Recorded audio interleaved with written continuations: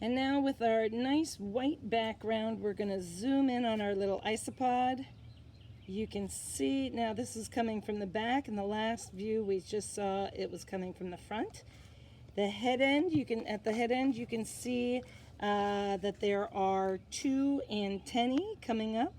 Do you think you can use your forceps and show us where the antennae are, please, Tyler? Right Thank you. Yeah. Yes. So they're actually a lot longer than you might think because they're gray and then they go much longer, tapering off white.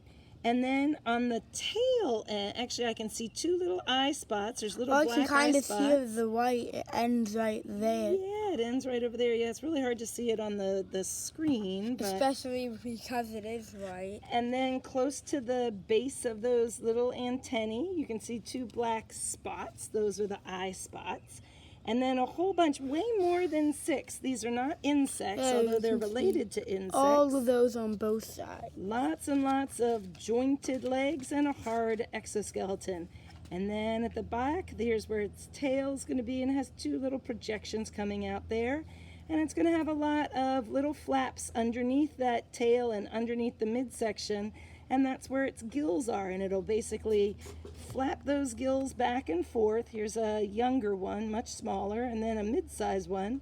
Those gills then moving back and forth to move the water past so that they can get the oxygen out of the water.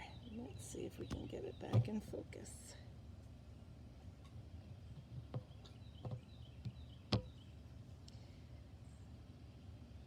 So they're not as slow moving typically as slugs and snails are, but they are nowhere near as rapidly moving as fish, and they spend a lot of time just basically sitting there. And you can see some other little things swimming around near them. These are copepods, the things that are even smaller than the isopods zipping around.